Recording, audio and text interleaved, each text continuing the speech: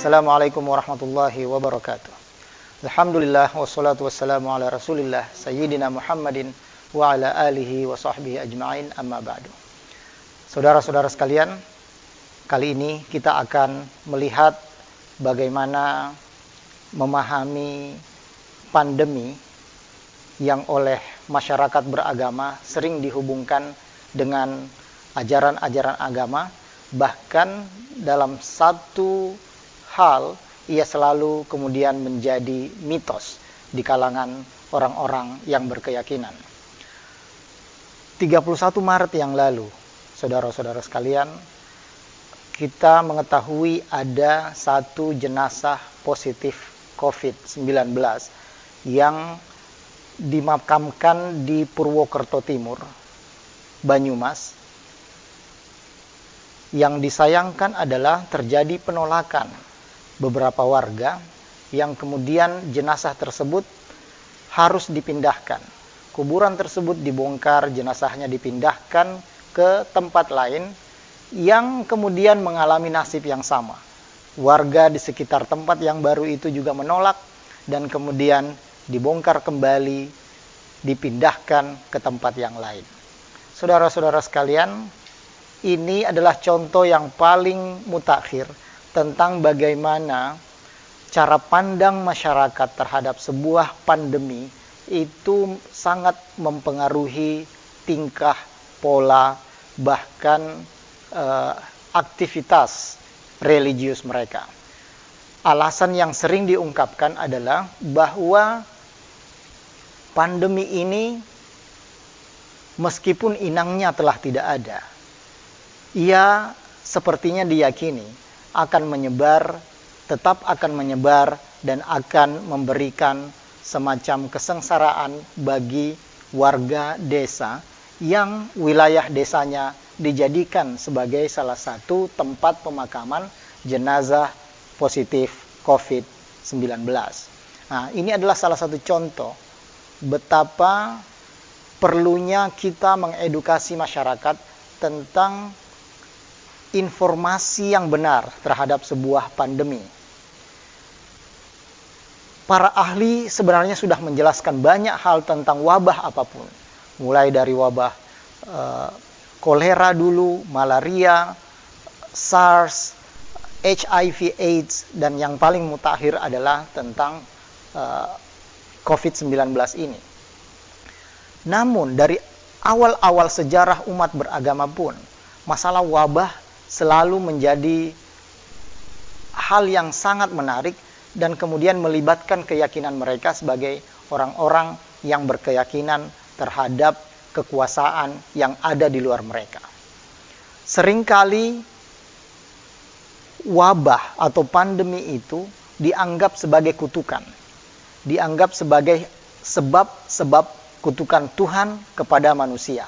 Dan ketika pandemi itu ada di wilayah mereka, di wilayah sekelompok manusia, nah orang-orang ini kemudian menganggap bahwa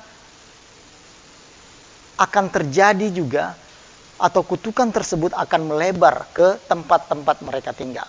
Nah, mereka tujuannya mungkin baik, ingin terhindar dari kutukan, tetapi cara pandang mereka terhadap pandemi menjadikan mereka berbuat sesuatu yang sebenarnya tidak benar dan tidak diinginkan. Saudara-saudara sekalian, kita dulu ingat misalnya dalam kasus HIV AIDS, orang pernah menganggap bahwa ini adalah penyakit yang melibatkan perempuan dalam jumlah yang besar. Bahkan korban dari tingginya atau ngerinya stigma HIV AIDS pada waktu itu adalah bahwa ini terjadi karena kerusakan moral perempuan. Nah, ini satu persoalan. Padahal faktanya yang paling banyak terjangkiti oleh HIV AIDS atau misalnya orang yang hidup dengan HIV AIDS itu adalah laki-laki. Bahkan dalam sebuah data diungkapkan 70% ODA atau orang yang hidup dengan HIV AIDS itu adalah laki-laki, bukan perempuan. Ada juga anggapan bahwa HIV AIDS itu adalah, mungkin benar salah satunya adalah penyakit moral. Tetapi di sisi lain, ia juga berkembang atau menyebar ke tempat lain, ke orang-orang lain, bukan karena moral saja, tetapi karena banyak alasan-alasan lain. Transfusi darah, kita tidak ngerti dengan sterilnya alat-alat di tempat kita mencukur rambut, mencukur jenggot, dan sebagainya. Dan disitulah salah satu tempat-tempat tertularnya kita dengan virus HIV AIDS.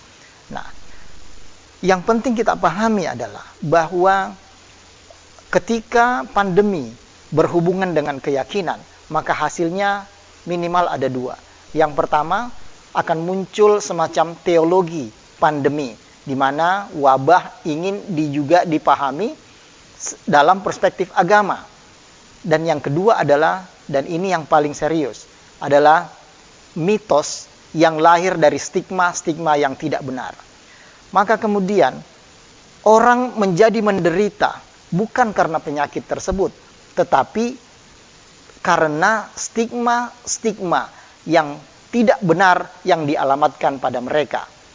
Kuburan-kuburan yang harus dibongkar kembali itu karena stigma yang tidak benar.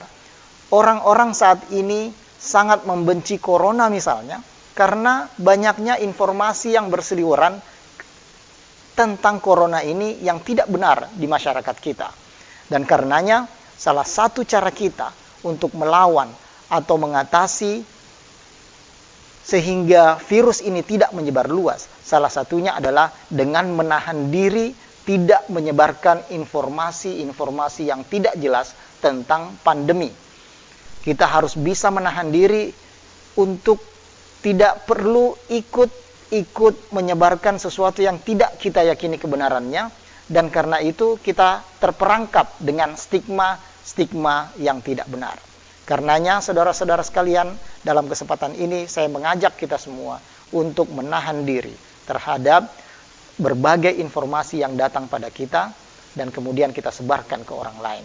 Ini yang menjadi persoalan dalam pandemi, di mana stigma ini selalu menjadi atau selalu lebih menyakitkan kepada para penderitanya daripada penyakit itu sendiri. Demikian, wallahul muwaffiq ila aqwamit thoriq. Wassalamualaikum warahmatullahi wabarakatuh.